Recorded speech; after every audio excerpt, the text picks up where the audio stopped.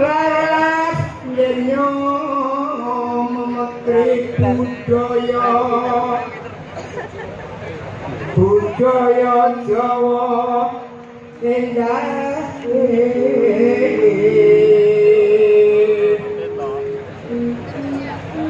Jono kang budi luhur ya iku mah kami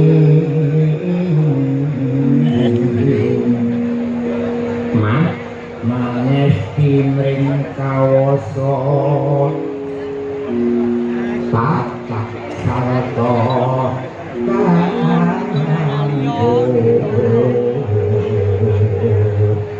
lah rasanira ikhlasno manunggal bangsa untuk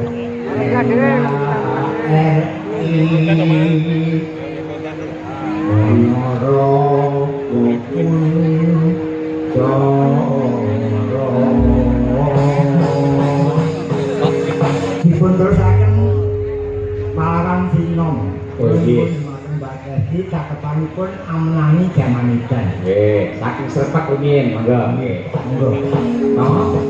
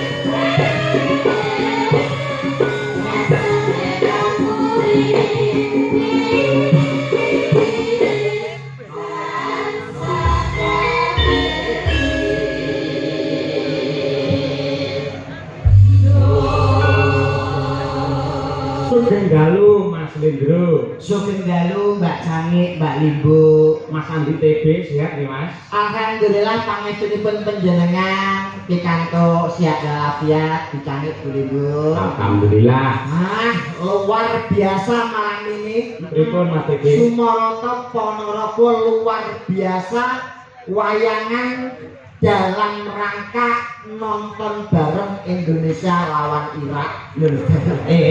Kleru ngawur festival ya Pak nggih. Festival Budaya Mataraman. Festival Budaya Mataraman niki kebenaran diadakan oleh Dinas Kebudayaan Pariwisata Provinsi Jawa Timur Nggih. sesarengan kalian sinergitas DPRD Provinsi Jawa Timur mapan wonten Ponorogo teng Pasar Sumoroto. Betul leres. Wah niki pas piye Mas ngendikane Pak Diri Sanjoko Pak Bupati bahwa perekonomian di Ponorogo itu mengalami kenaikan 6 sampai 7%. Nggih. Yang hebat boten namung niku lho Mas. Pripun?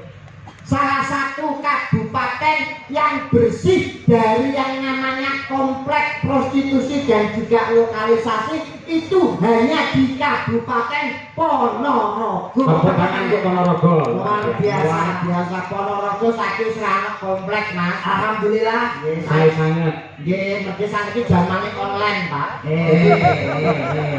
Ngawur kok.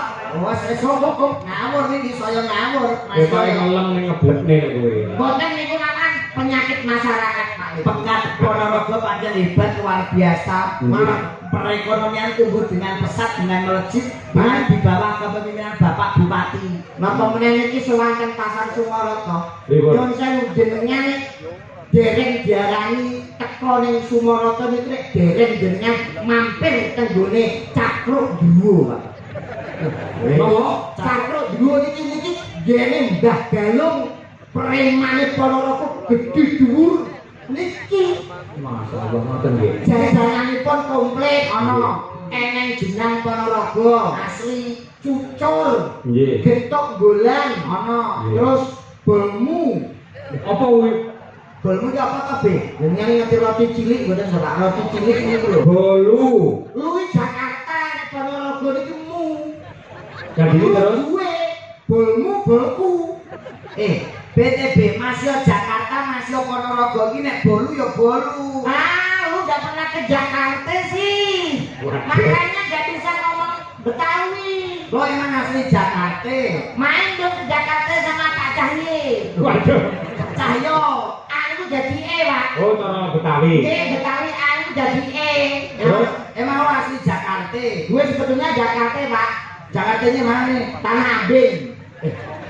Saya bilangnya abang ya abang. Anu jadi Pak. Oh, Tanah Abang. Ye, Tanah Abang. Lo sekarang kok di Jawa.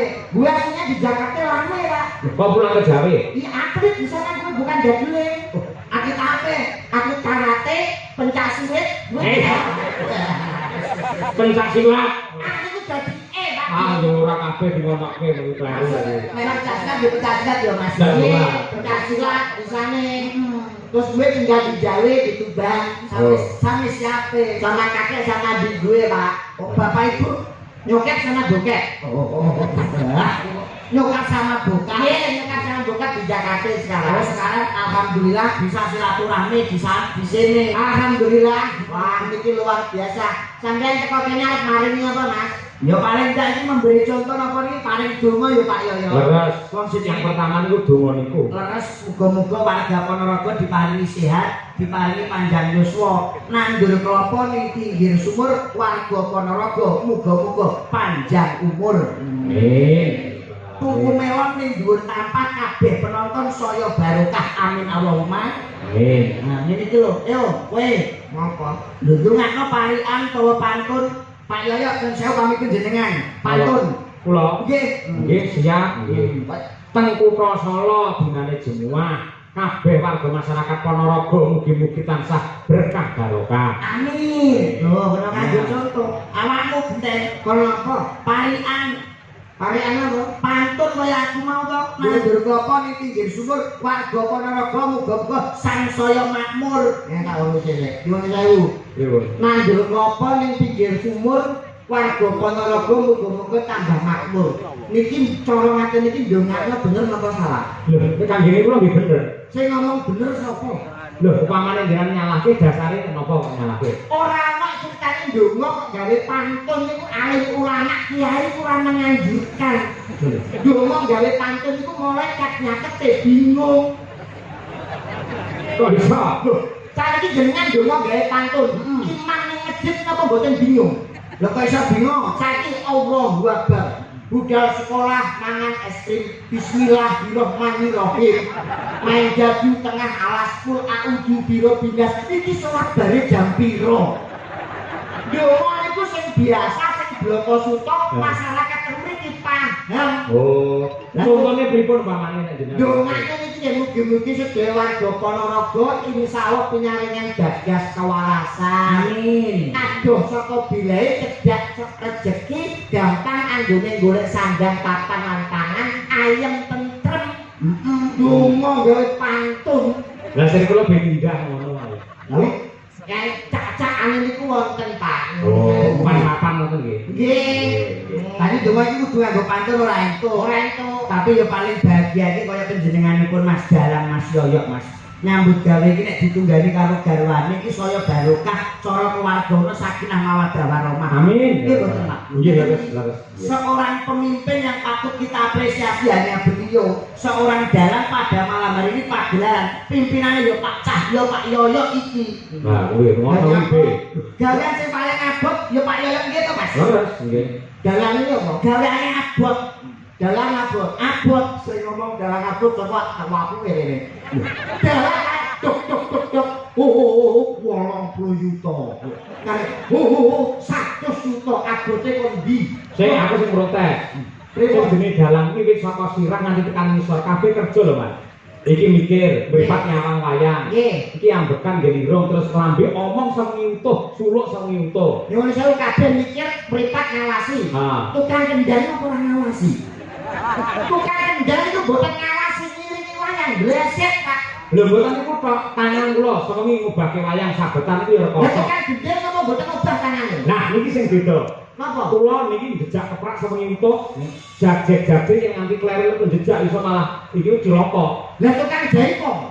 Lha lho. Kendang jaipong isi kira niku melu obah. Jenengan pamer. Dalang nyuwara terus sindhe sakmene kaya apa bisu. Tapi abot kok dalang iki lho, Bek. Nyuwun sewu tak dalang niku abot kepenek. Abot. Nek abot nyapa ben-bengi tanggapan. Dek. Abot ora ning omah.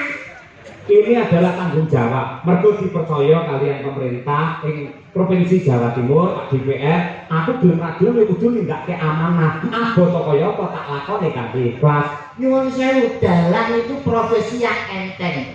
Kula benerke sing abot niku prosesnya untuk menjadi dalang. Nggih napa mboten? Bener lagi. Cocok. Ngono abot tanggung jawab ngono ya sak suto ditampa. Kowe ngomong aja belajar aja ngawur nyuwun sewu lho Pak Yoyo. Pripun? Kowe iki bengi iki nek ora ana wayang, ora nek Pak Yoyo karep melu sapa? Nyapa? Lho kabeh iki yoga sinden tanggung jawabe Pak Yoyo. Kabeh yoga sinden tukang son iki wedi karo Pak Yoyo. Alah omonge sapa ana sisuk sing ora wedi. Oh. Hei. Betul. Yoga sinden tukang son kabeh ora wedi. Dengan wani nyentak iki perang Buntara Yana. Waduh. Perang sapa kuwi? Perang Arjuna karo Prabu Hanacaraka. Ini wonten kawaca. Ah, wonten kawaca. Wong kowe iki lho, nek ora nek Pak Yoyo, nek ora nek wayang, kuwi arep melok sapa? Bengi iki bayaranmu iki Pak Yoyo sing nyekel, sing gawa iki Pak Yoyo. Lah dari sapa? Sing bayari ya tidak satu budaya Jawa Timur kok. Pak Yoyo itu perantara, ibaratnya kaya bank. Lho maksudnya bank iki setel ning Pak Yoyo diweni ning aku. Iki ora berhak apa-apa. Sik, saka panitia diparingi aku to. Nggih. Upamane ora tak paringi jenengan lak rentuk rezeki. Nyuwun Bu Kesi. Wani Bu Kesi. Bu Kesi tak omong jatah TB aja dimene Bu Kesi. Mending Bu Kesi manut karo aku Ora mungkin iki biyen pilasanku kok ora mungkin. Ngawur-ngawur. Bu Kesi, kok sing kok ora nyawang karo gebakmu. Kowe gantenge kaya ngono mosok Bu Kesi cantik suarane apik kondak. Mosok gurung gemuk kaya sampean ora. Pak kula ngomongi nggih. Napa? Ganteng elek niku nek rabi sing digawe ora sirahe. Lah pane liyane. Ini kudu paham iki. Nggih, ning ndase tetep kanggo bae. Kok menyek kok kudune sing introspeksi iki diri iki kowe awakmu. Nyapa? Mbak Kesi wong antek seneng karo kowe ora ngilu jutokmu wong raimu koyo boton tah. Nggih mboten Mas. Nggih. Lah kowe kok sombong nyuwun sewu lho nek Bu Kesi kali bojo kula sing sami iki nggih tebih bumi langit. Ayu bojone jenengan. Loh kok bojo kula nyuwun sewu titele Bu Kesi niki napa? Magister seni. Halah MSSN. Bojo kula niku titele SPDMM. Sarjana pendidikan magister manajemen. Sing ngomong sapa? Lah niku SPDMM kuwi sekolah kedodil mergo meteng. Oh. Jadi aku pacaran 2 wulan bojoku meteng 3 wulan. Ini jenenge ora enek digo contoh. Tapi kebersihannya patut diacungi jempol, Pak. Bersih piye? Bojo kula niku nadyan pelek nyuwun sewu mboten sombong. Nggih. Nek kemui nggih banyu lakuan. Lho, bojoku lah Bu Kesi paling kemui banyu pan, banyu sanyo. Bojo kula kemui banyu lakuan. Raduse gawe Fanta. Lho, aduse iki gawe Fanta, raupe gawe Sprite. Carike gawe ale-ale, Pak. Jadi perang-perang duwe direbung semut. Bawa telur rano. Tapi legi rasane. Wes saya kocok kowe iki. Bete lho sakandaran karo iki lho. Bojoku SH iki, Pak. Apa kuwi Lucy Brahman SH. Sarjana hukum. Son horeg niki ya. Kowe ya aja ngawur iki bengi iki danyane ning gone Mbak Lucy lho iki malah nyepelekke. Ngapa? Lah iki Mbak Lucy bayaranmu tanggung jawabmu ning gone Mbak Lucy mbok nyadarani son horeg. Aku muridé Dayatno. Ora diwedi nek karo Lucy Brahman peh. Nek bengi dodol mari Mas sakniki. Lucy niku SS ini awan PNS. Bengi nyindian kaya nyindian dodol mari Mas. Maksudnya mari Mas iki anggere wong lanang liwat. Mari Mas.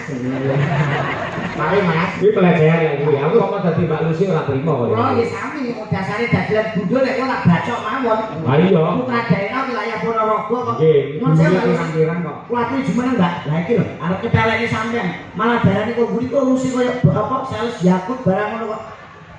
Lho nek potongane kaya son horeg. Wow. Kaya son apa? Son horeg. Wow. Bapaknya nggawa kompresor. Menyek.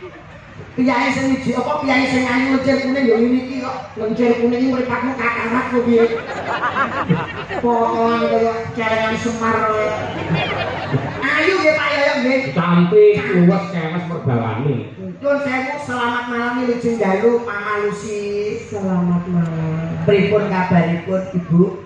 Sae. Wah, kiai kok anu sing ngeten nggih Pak Yoyo. Nggih. Niki iki lho kira kanggo contoh. Alu sapa alu nek wayangan. Dajal nyorekan kebayak dicopok karo ngowo.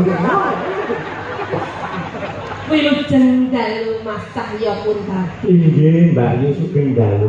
Mugi tansah pinaringan kesehatan panjang yuswa lan kasuksesan panjenengan sekalian garwa lan sak kanca. Amin ya rabbal alamin. Matur nuwun donga pangestunipun. Matur sembah nuwun sampun ngregengaken acara wonten wilayah Sumarata khususnya kami mewakili warga masyarakat Ponorogo luar biasa merupakan suatu kehormatan. Matur sembah nuwun. Nggih, semanten ugi kula ngaturaken panuwun dumateng Mbak Lucy Brahman. Mugi-mugi tansah pinaringan sehat walafiat. Dawa sami-sami. Panjang yuswa. Murah rezeki. Amin pangestunipun. Apa Bik? Raiku ditabrak bis jaya. Kok bis jaya? Lah kowe manggonmu ya kono sirahmu kok. Sing ngerti nggaungku ya iki. Iki sing asli wong Jawa Ponorogo sing paham tata krama ya iki. Nyuwun sewu jenengan niku ndamel gelungan, kebaya, jarik, paling gak sopan santun tetep dijogo. Nek karo ngendika karo Mas Yoyo niku ningali pawakan. Nek awake cilik iso nyuwun sewu Mas Yoyo dene mboten pinanggih. Nggih, luwes kene ya. Nek lembu iku aja mengguri. Lho, yo nek sing ngerti kae ade omong-omongan, sing ngerti kaya pikir ndok. Lah kudune piye? Nyuwun sewu Mas Yoyo pripun tawarsipun. Lah mboten pinanggih lho Mas. Mengarep. Oh, malah mengguri. Nuwun pangapun sedaya kalepatan lho Mas ya. Kok bilih kula wonten klental kencunipun tembung wonten dalu menika. Matur sembah nuwun sampun kagengaken acara menika. Mbah lu. Kaya penonton. Matur suwun. Sadar kene copo lho. Aja bater-bater. Lah kene iki yo ono bater-bater bayarno kok mesti musik ono apa mesti. Lah kene contoh yo ngono iki wong iki boyo bangga di bojo kaya Mbak Lucy ngeten iki lho Mas Yoyo. Wong lanang iki nek di bojo kaya Mbak Lucy cerdas, pinter, PNS, tur bengi setiti. Lho, bojo iki boyo kaya Mbak Lucy ditukokne gelang ngene iki lho. Tenang bojo lemung kuwi ora dingoni yo panggah gede segede. Buke sing ben tok ulik dirabi karo Mas Ayo pun tadi ayem yo anake soso. Tengere iki Ayem apa? Jangan melihat dari fisiknya tek diopeni terus ayem. Justru ngaten iki nyuwun sewu awak lemu niki malah sing tekok bojone. Lho kok iso tekok lho? Mesti duit dul dikene kabeh. Ya toh? Entuk blonjo, entuk bayaran gaji dikene kabeh. Mulane wong wedok rusak mergo panganan apa ditukoni. Salah koyo ngene iki lho ngono kuwi tengere wong lanang sing gelem moyake wong wedok dem. Kok tenan Pak Cahyo kuwi seorang suami yang setia. Piro kaya-kayane Mbak Kesi di kasus. Ora kaya kowe. Rupane kaya kuwo. Idoni Mbak Idoni. Jope mati sisik. Apane jope? Mati sisik. Manaku bojoku peci lho kowe. Iki sih. Ora rumangsane. Iki suwane Ponorogo ngaturke apa kok malah padu ae. Lho kowe lho sing marahi ngaturne apa? Ayo mari jenengan maringi napa kagem warga Ponorogo Nggih, sing apa lak Mbak Lucy? ning joget wis akeh sing iso. Pancen nyanyi, wah wis ngerti. Budane Mbak Lucy zaman biyen penyanyi anu Pak orkes. Nggih. Wah kok begitu nyanyi patang lagu tidak dibangun rumah Pak. Kok iso ngono? Tenang sing ngantem boto, semen, pasir. Jadi bener kiai mriki niku seniman Hebat. ya kanca-kanca dalang rawuh dan kawan-kawan. Di sini juga ada campur sari kondang. Betul. Pimpinannya Pak Mantan Wabu. Oh, Nggih. saya ini tentang pinter nyanyi kabeh. Wah hebat luar biasa. Nggih, niki nggih asli nggih mriki niki. Oh, asli putra daerah Sumoroto nggih. Jadi Pak Cahyo tadi juga benar dawuh Bekasi untuk rezeki luar biasa. Sebenarnya Mbak Silvi itu sudah tidak menerima Joko Ayang. Nggih. Tapi karena tujuannya Pak Yoyong nih, Nggih, Mbak betul. Silvi beli dulu akhirnya balik ketemu cintanya. Sesuai janjinya kali Mbak Esi ya. Nggih, Mas ya.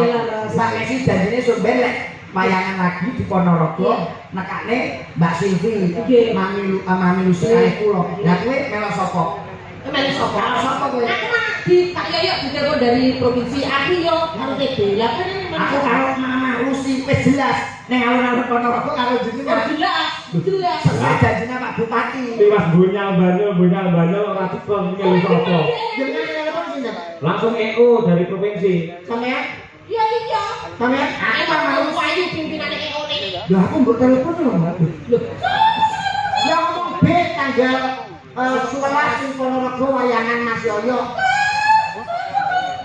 Kowe ditelepon piye karo Mbak Lucy? Aku kan dia nomor teleponmu kok. Lho, sing telepon aku sapa? Lah aku ora duwe nomormu. Telepone piye? Telepone B tanggal 11 wayangan ing Sumoroto dalange Kak Yoyo, Kak Cahyo Kutadi. Lho, kowe kan ora kon ndadel, kowe iki kon nonton Pak Yoyo karo Mama Lucy. Kon delok jarine anu lho. Lah wis alamat ya ngene tegese. Jadi ngeten. Nyebut. Ya iki kan apa dulu sih toh. Terus iki ben medun.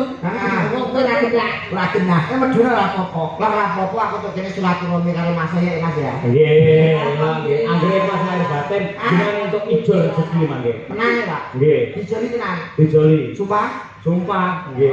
Watone kelas lahir batin lho nggih. Nggih. Ning ijol sosok ora mesti, ora kudu dhuwit, upamane keluargane jenengan diparingi tentrem, bojone sepian iku ya rezeki. Mata. Mosok 700 ngamuk 12, Pak. Ya. Sing jenenge rezeki lah ya sampean pangaran to, Mas. Ora mesti ngono kuwi. Lah, ora rezeki itu diajak angkat judul rezeki fakulan nomor iki sing ngatur nomor barang. sing ngatur Gusti Allah iki Pak nggih. Wis mungkin kok ganti. Amin. Spesial iki karo Mas Ayo ditunjukkan spesialis yang lain. Apa, Mbak? nyanyi wis kulino, nari wis kulino, dajal ketoprak. Iya, setengah ragani ya. Ya setengah ragani kok sithik tak pramen wae. Iki juga tak aturne salah kagem Biai Sumarto Kabeh sedaya mugi tansah panjang yuswa matur sembah nuwun rawuhipun nggih. Bapak Ibu salam kangen kula. Dawuh boten pinanggih. Terus ini juga rawuh Sinten menika? Fan Kope Mas Yoyo Caci Lovers. Oh. Si Brahman Fan Club Mbak Susi dan kawan-kawan. Terima kasih. Wah, pancen penggemare akeh kok ya, Bi ya. Heeh, lakone apa ketoprake? Nyuwun lakon apa, Pak? Delek jenengan. Pun niki anu mawon. Jenengan niki lore kurang tinggal. Napa? Jadi gambar wulan. Waduh aku ora sampean. Aku tak ngerti ya. Oh, ora iso nonton iki. Iso wis kulino ya. Weh, lakone anu wae, Mas. Lakone wes. Anu apa jenenge lakone Roro Jonggrang. Oh, Roro Jonggrang. Nah, Roro Jonggrang karo Bandung Bondowoso. Iki Roro Jonggrang iki pake Prabu Piccolo kan dipake. Kumbolo. Kumbolo kaya mer sepat wae. Ayo, lakone yo. Nah, kowe dadi apa, Bi? Apa? Kowe dadi apa? Bandung Bondowoso. Oh ya, kowe dadi sing anggap Jin iki dadi Roro Jonggrang. Oh ya, jene. Yo. Sampeyan rasa-rasan sing mergo pake dipateni arep males karo Bandung Bondowoso. Terus dhewean. Udah rasa. Aku rasa terus aku teko sampeyan ngrangkul aku terus nyambung aku tapi aku ketok gelem. Wis aku apa? Lah yo ora iso. Musuhe mau akhire kok. Nah, wong idoni yo. Oh, biar. Bandung kok didoni. Yuk, duduk.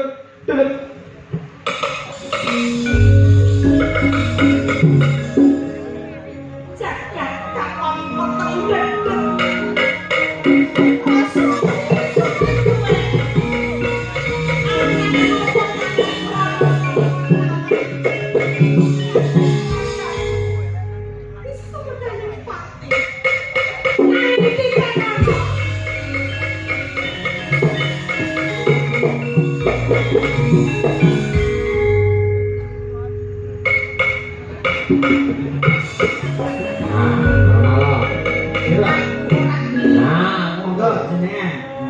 Gowo nrimo iki sing kedadian ana ing papan iki.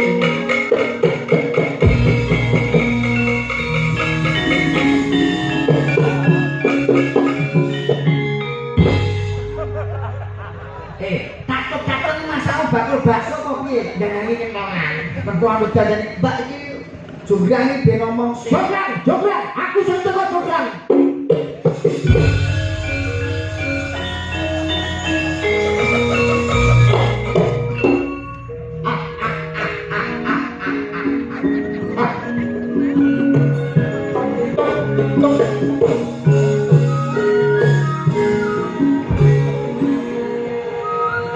Kangen karo kowe Jonggrang.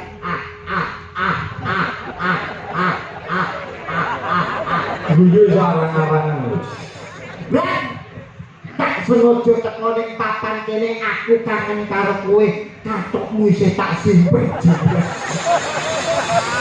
Masa langsung koyo ngono. Jonggrang kok futsal kok niku kedare kaya Jonggrang rada nyimpen iki lho, Pak. Coba to sapangen. Bandung Bondowoso. Jonggrang. Ini bangune kocok iki. Nyapok iku. Ora nang Bandung kabeh ngono gede. Wajah teman-teman sikil muluk niku. Lho, bolongane kurang siji. Iki bagi buntut to, buntut bahmu ngono. Iki yo sikil, iki kok wah yo yo. Bandung kok kate bisa. Jonggrang. Sepet-sepet saune mentah diempet-empet saya ora betah. Aku teko ning papan kene tulung ladenono katresnanku ya Jonggrang. Wong ora ngilu karo ditoke dhewe. Ya Supek nyawang rupane Bandung. apa aku kurang elek? Kurang bagus. Kurang aja kurang elek tak ngono. Dadi wong lanang aja sok kegeden rumangsa. Dhewe Pak, Apa? Iki lho iki. Seribu gamelan. Lan kok karo Mardi kok gamelan. Jeneng apa? Pak Gandrung bengi iki gelem ora gelem kowe jombrang. Rukun Islam. Gandrung peling iki lho. Sing roman-roman kan akeh. Karo ku ben iso mualaf lho Pak. Sinebut pahlawan putri. Alah bocah layu kaya gaya banget. Pantuk aja kurang ajar. Alah pertama. Kesuk salam. Sing kuning mustika tuba. Aja kaya ngono bedok, aja kaya ngono bedok. Kurang ajar. Terus aku gak kurang. Alat mojo kaya pike jago karo babon. Terus aku nek telak ngono. Rasane kaya kok Bandung. Aku tresno karo kowe wong ayu. Masuk kukute jagat aku ora bakal nampa katresnane Bandung. Sopo iki? Mbakmu iki. Biombang. Aduh, kangen karo kowe Biombang. Gandrungnya gerakas lho. Kangen kali mbane, Pak. Oh. Putra Kanjeng Sirolawe. Ayo ilingo Bandung. Apa dadi? Aku ora bakal nampa katresnane. Oh. Sampeyan mung Bandung. Bengi-bengi njaluk kemut. Ya, kok budek. Emot ki eling. Oh iya.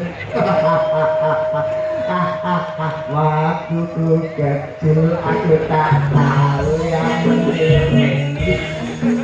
aku kira aku sendiri tidak tahu nanti. Alah, wis gelem gue. Aku belajar berpoin. Suka ngene kok kurang lho. Yo prangko Jonegoro. Manut to yo wae. Bandung. Upama kowe kelakon dadi bojoku kowe bakal nyuwun apa? Yo nang bulan. Yo Ngomong kowe. Kowe iki ora jeblok galak yo. Masih waduh kok jobrak iki pendekar pegel ora iki bapakku. Mbok pakeni. Gendang kowe. Dendam aku. Alah dindangku bapak wis tuwa ya seneng asma. Ayo wong mati saiki entuk beras akeh. Wes Bandung Yo iki. prangko Jonegoro. Mau Bandung mah. Bebel. Iya, kita bawa di bebel. Mirakmo. Wah. Kamu nasi lami temu ayo. Bandung sore ora sambut terus milih nek ngalem dono. Buat kas. Aku mau tuku kapan? Burung. Pandang metu-metu. Iki saya gandrung, saya orang jalan serama. Kuwi bapak amune lho apa, Ndruk? Kula buta ya. Orang tadi kon metu-metu. Ayo, Pak buta. Nah, aku di bebon sih. Wekasan seribu buku. Wis ora sambut terus nek ngalem dono nek gandrung aku Bandung. Dadi kusumane bangsa. Kowe pancen nyoto-nyoto tresno pengen ngepek bojo aku tenan. Tak rewangi pecah dodong tayu dirah tresno karo kowe iki Bandung. Pancen nyoto-nyoto kowe pengen ngepek garwa aku duwe bebono. Kowe minangkani apa ngono. Bebonomu apa wong ayu? Ngono ya Bandung. Heeh. Aku gawekno anak cacahe 1000 Bandung. Anak 1000. Kambi kok aman. Alah limo dengkul sayek kok ngono. Kaya yayang makan pertama kok. Wah. Limo dengkul geder kabeh. Delok apa kowe? Nyuwun mbok gawekke candi cacahe 1000 amange sadurunge parang esuk candi kuwi kudu dadi Bandung. Ayo mbok tek apa iso apa ora? Bakal tak turuti penjalukmu. Oh, Bandung ayo. Piye? Toprak esretek nyelot yo jeng-tang-tang. Oh, tenan. Madang karet kalau ukur kerawitan kok keleru. Mo.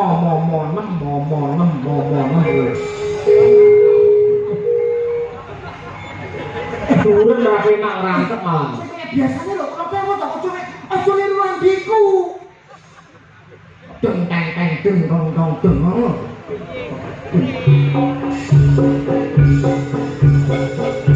Ora gawe pakem iki tutuk. Bismillahirrahmanirrahim. Allahumma lakasuntu lebih tanganku bahalan keatur birahmatika ya arhamar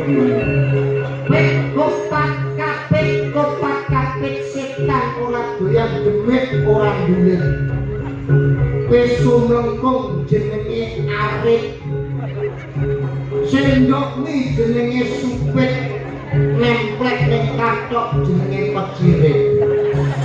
Jeng setan pripayangan metu aku Bandung Bondowoso. Ayo, gendrune. Jeng setan pripayangan metu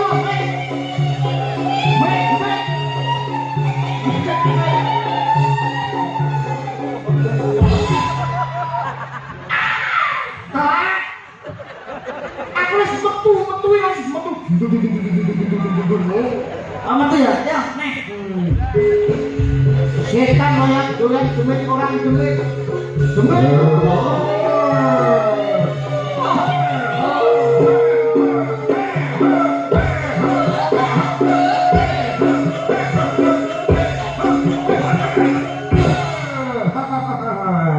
Sini matanya becek.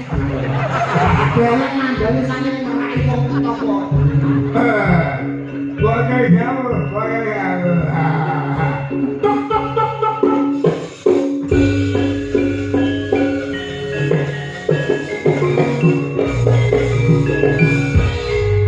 Astagfirullahaladzim. Ujung kok kaya ono apike. Lah niki ngangge songkok. Pun walap sing kaya jauh. Bun injang gedawah sonten kula benjang derek sinten. Lamaran kok piye? Aku njaluk tulung ya, Cing. Kula apa ya? Calon bojoku gelem dadi bojoku nek njaluk candi akeh sewu ning suwengi kudu dadi. Aku nek matur karo Gustiku Jin sing paling ketuane Jin. Sanggup ora, Jin? Sanggup ketua Jin? Ketua Jin? Boleh ketua Jin to, ketua Jin. Ya ampun, Jin Ketua Jin malah ngiler iki. entek yang jalan. Kok jauh panjenengan damel iki apa ndoro? Gawekno candi cacahe 1000, Jin. Oh, mangaten kula iki kudu dadi. Kula silakan ndoro, hei Sesek dongamu piye? omonganmu ora cocok benes. Lah wong Jin nuntune metu ya ora jelas kok Pak, tak tengok goblok. Kowe ora tau ndelok Jin kuwi apa? Aku duwe situs Jin. Ora tau duwe aplikasi Jin kuwi apa? Wae kae dal aku ya. Iya. Goreng. Aduh coba yo, ayo.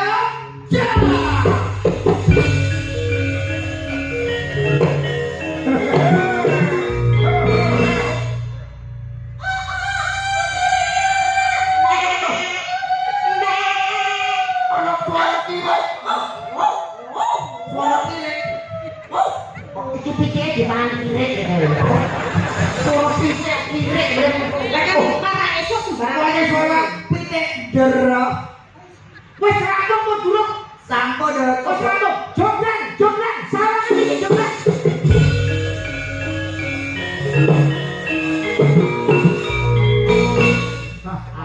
candi saya wis dadi delengen ana sing Sinar Jaya apotek Soyamat pinggir candine tapi mikir rukut lho jaket candi Kuwi tenanan. wes hitungan Iki sisa minangkan apa sing dadi panyuwunku? 1000 candi wis dadi Coba tak hitungi ya Bandung. 1, 2, 3, 4, 5 kaya cacahe ana 500. 500 sing sebelah kono 1, 2, 3, 4, 5 cacahe ana 2000. kok kowe Oh, jalan saya kalau itu 1000 Oh sewu ta? 1 2 3 4 5 6 Mosok punjul. Sekian ya? 1 2 3 4 cacahe ono 400. 400. Iki itu kan 400 Berarti 900. Iki ono 50 bandung lho. 50 iki. Iki ono 400. 50 Orane piro di? orane Piro di? 49. Papat songo. Pah marai iki lho pang digede-gede kaya barang iki. Kurang 1000 Jadi bandung. gede kan dine. Bangen tak akhirnya? Banget iki. Wis ora usah ngendho kowe. Tegese kowe ora iso minangkani apa sing ndak suwun Bandung. Kanggo gawe keping 1000 candi ora ono liya. Ya mung kowe. Ae.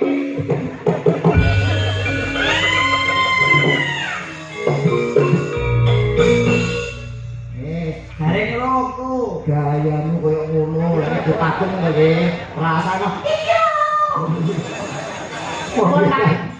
Kalau candi 1000 kalau jumlah kon dados. Kon dados ya. Ah, aku iki dadi buta malah ngosek kok metu. Bodolan metu nang kowe. Iki jajar mendak Satu lagu Mbak Lucy Brahman, monggo derek jenengan. Nene. Kurang ajar iki nek omahku dhewe kok ndulak. Isin aku didelok tangga-tangga kuwi. Iya. Kok jenenge ra iso kan ajari karo aku. Ndulak kok ora ngambung di sana. Mbak, ngobrol kan Ini Nun Sewu Pulau Asrin dari Bumdesma Kecamatan Kauman, permintaan tembang Lintang Asmoro atau Tombo Kangen. Dari Bapak Pak Camat Kauman, Pak Tony Kristiawan. Terima kasih. Wah, Lintang Asmoro ini musik ya Pak, apa saja? Lu gamelannya apa iso? Sing nembang kari iso apa ora? Musik apa? Loh, nek kula santet kok Pak. Iya. Lulusan Indonesia mencari berkat ya, mosok ra iso. Bapak. Ini saja. Lintang Asmoro. Bagus. Oke, Lintang Asmoro. Wah, iya. Selamat dengan nama TV. Nggih. Oke. Monggo dipunaturaken Lintang Asmoro. Dadah.